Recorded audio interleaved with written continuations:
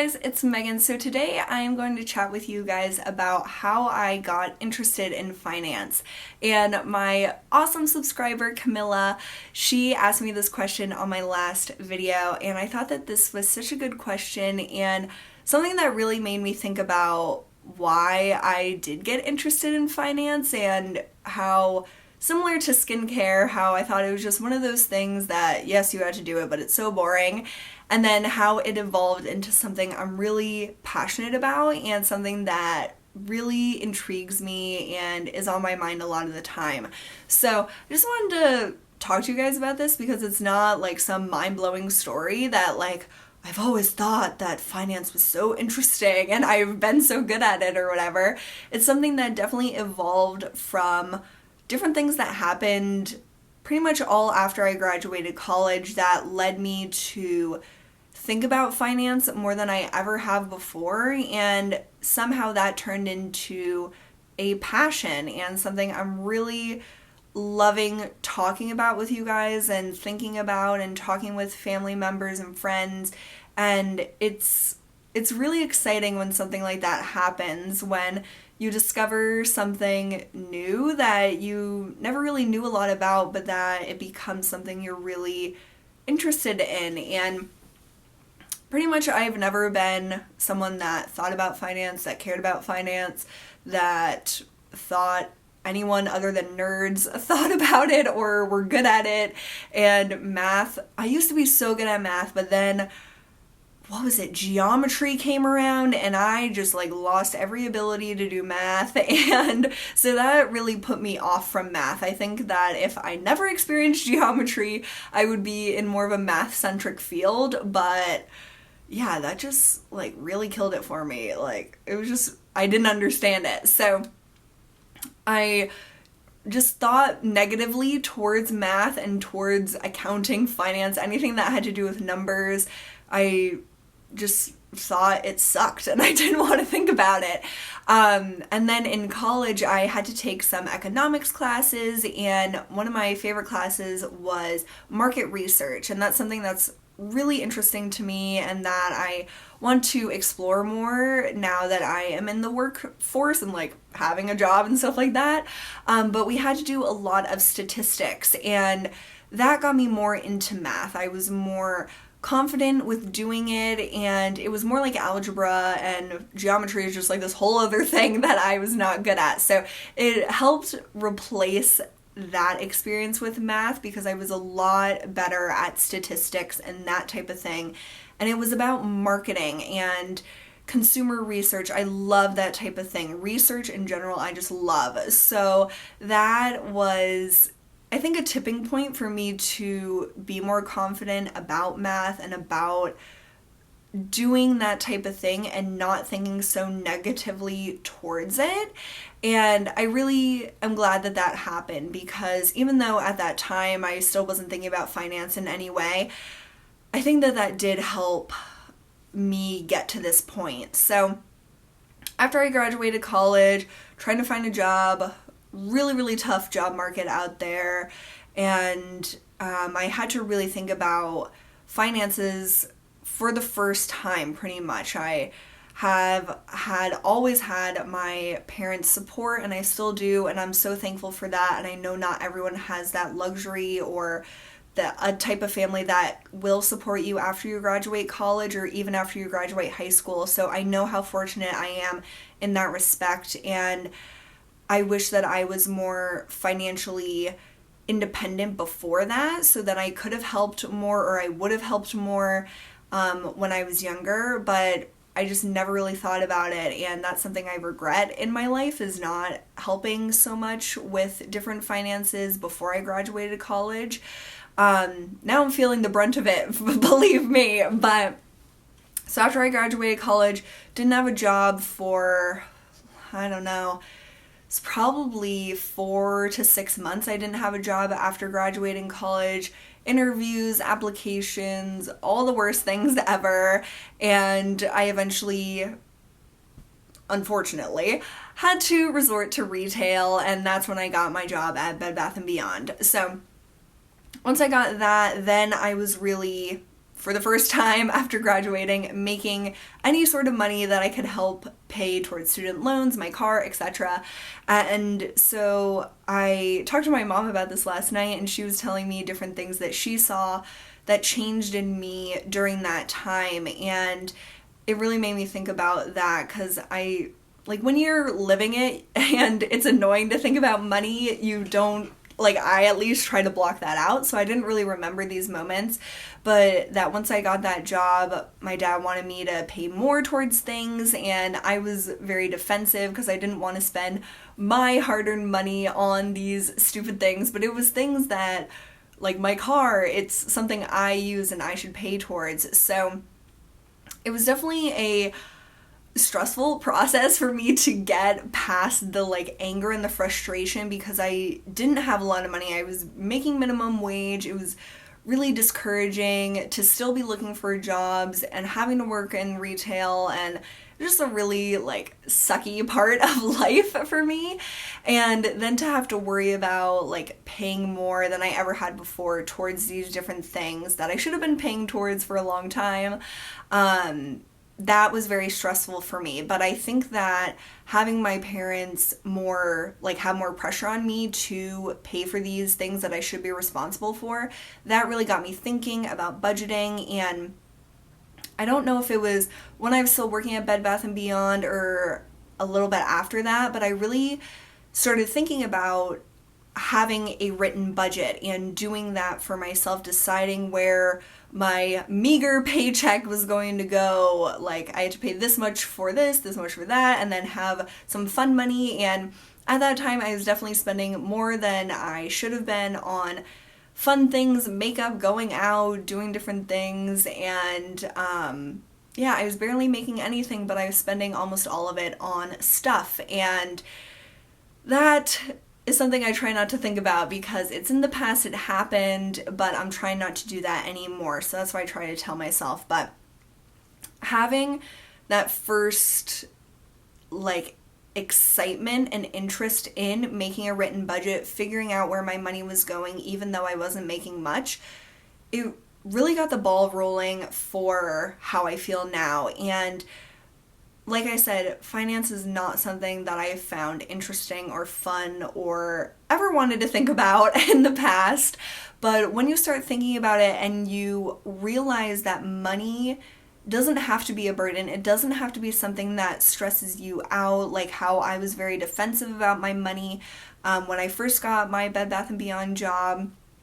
And I didn't want to put it towards things that were more like necessities as opposed to wants.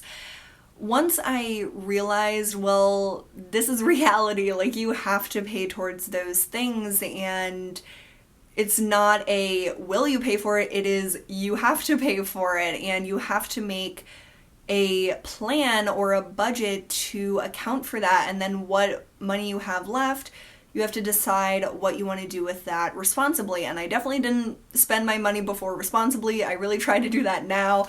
Still working on it, like you guys know. But once I started thinking about it more regularly, and every time I got my paycheck, I would look at my budget. And with retail, my hours were different all the time. So it was very challenging to stick with anything very concrete.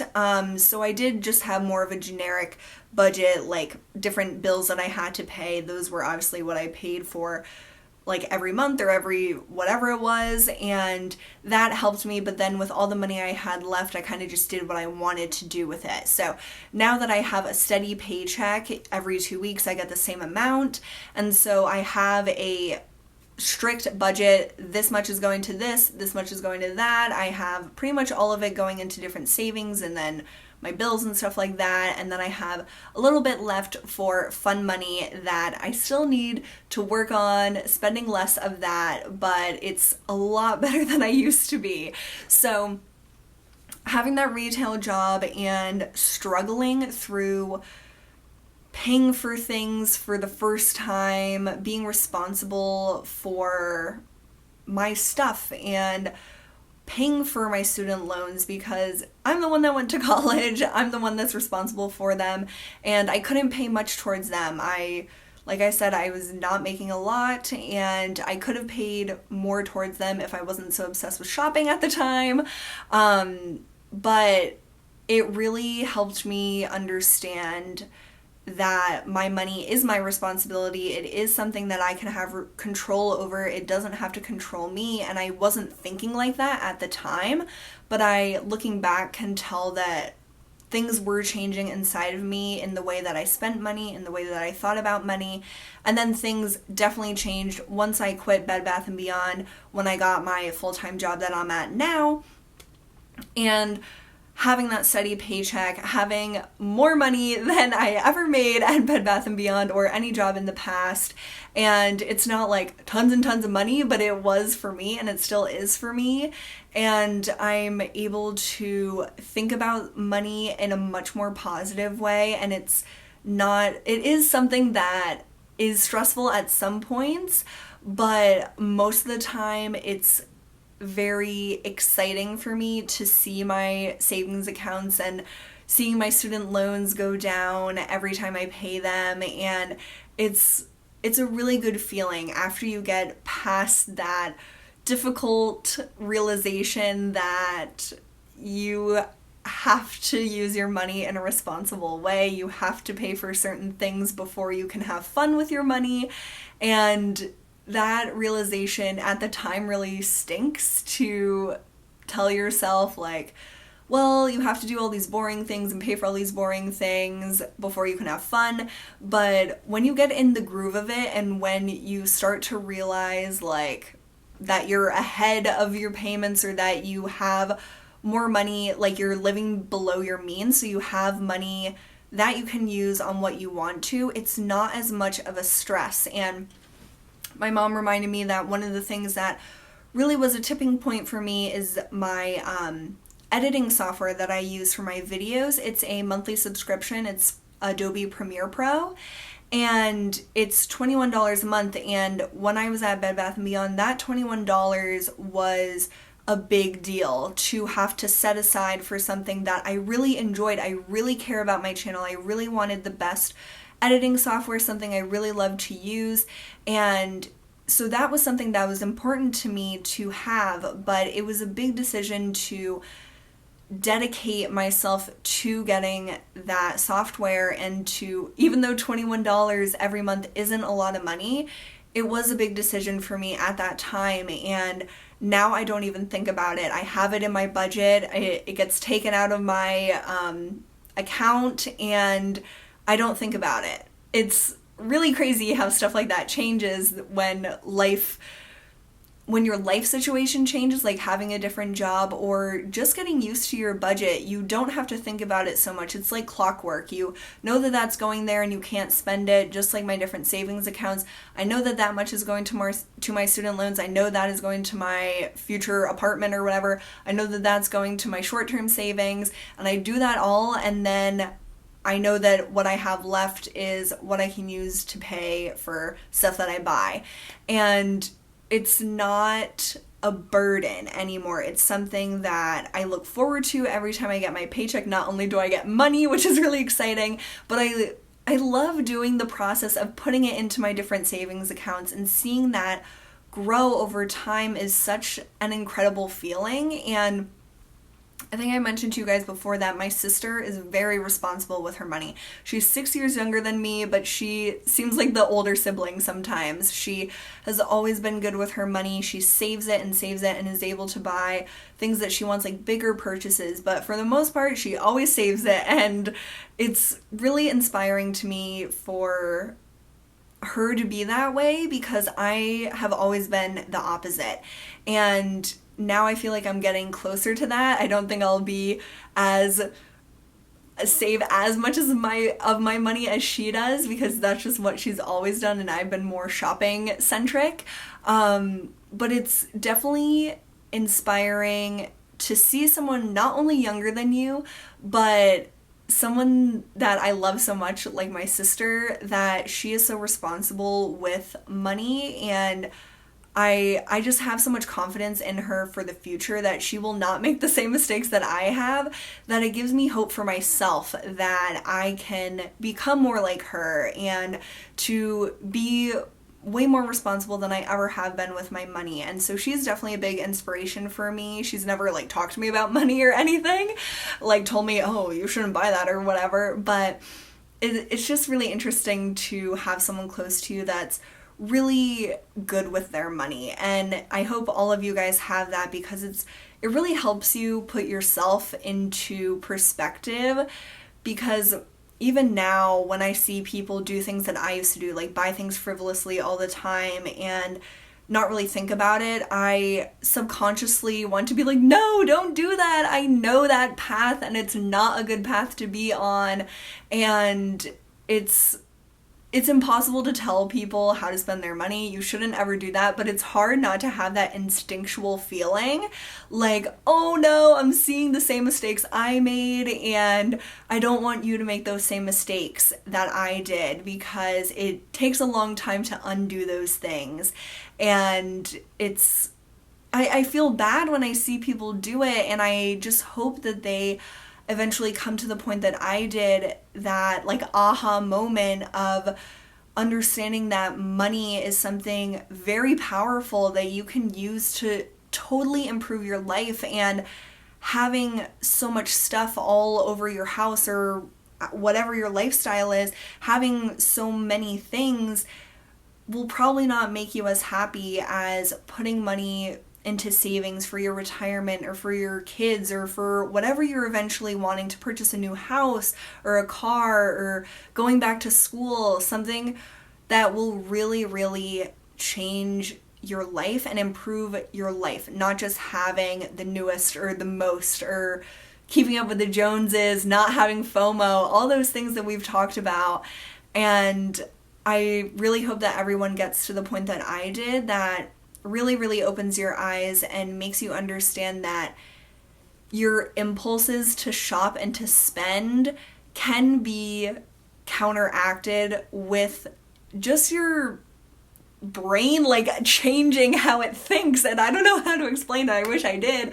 But like you can overcome your like impulsiveness, and it's something I'm still working on. It's something that I have to think about all the time when I see things that I want to buy, but it's something that I don't have to work so hard at anymore. It was something I really had to focus on even just a few months ago, but it's improved so much. And like I mentioned, I'm so much more mindful with where my money goes, what I spend my money on, and deciding what is worth that hard-earned money that I earn. And most things are probably not worth that hard-earned money, and it's hard to think of it that way. I'm sure some people think of it that way all the time, and it's just their natural way of thinking about money. But it's almost like it's two separate things. Like, yes, I go to work, and yes, I get money because of it, but you don't really think of it when you're spending the money, that, oh yeah, I worked like 10 hours to make that money, and now I'm gonna blow it all at like Sephora or something. So and it's hard for me to think of that when I'm shopping still, but trying to remind myself of that when I'm not shopping during these videos or when I'm thinking about finance, it does really help in the moment when you have that stuff in your cart, even if you're not consciously thinking of, oh my god, I worked so hard to make this money and now I'm gonna like throw it all away by buying this stuff. And maybe it's not throwing it all away. Maybe you really want that and that is what you think is worth your money, and that's perfectly fine. But for me, I really need to think about that more, because it's something that is hard for me to connect those two things. Working and making the money and then spending the money that I had to work to earn. I need to connect those ideas, and I think that'll help me even buy less than I already am, and I think that'll be awesome. So, roundabout discussion on how I got into finance. Not a really inspiring story, but it's just the truth, and it's how I learned to think about finance in a positive way that wasn't like a stressor, and it wasn't a burden to think about it and to think about my money like it used to be. And I'm really thankful to get to this point, and it's not a perfect system. I still sometimes feel nervous about my money, or that I'm not spending enough, not saving enough in the right types of ways, or just different things like that. It can be very stressful to think about money, but if you make it a positive thing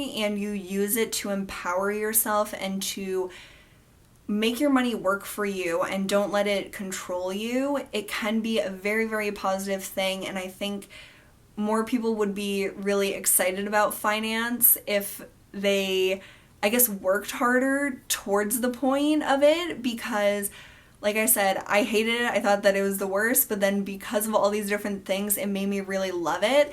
And maybe if you're more naturally apt to it and you're better at it, it might not be something that you're really excited about just because, oh, you do it all the time and it's part of life. But if you have to really work for it and it's something that is hard for you, but you can succeed at it, I think that's when the passion really comes and the excitement about it really comes. So that is my story. Thank you so much, Camilla, for asking that question. It really made me think, and it was really fun to share this story with you guys because it wasn't an easy process. It wasn't a short process at all, and it had some terrible moments throughout it, but it really got me to this point that I'm really happy about. And like I said, I'm always trying to work to be better with my money, be smarter with it, and it's something that I'm gonna have to work on for my whole life, and to always be conscious about how I spend my money. And yeah, so I hope you enjoyed this. Please let me know how you're liking these finance videos, and if you have a story that you would like to share about how you got into finance or what finance means to you, I would love to hear it in the comments, or if you wanted to do a video response to this. So thank you so much for watching, and I will see you guys soon.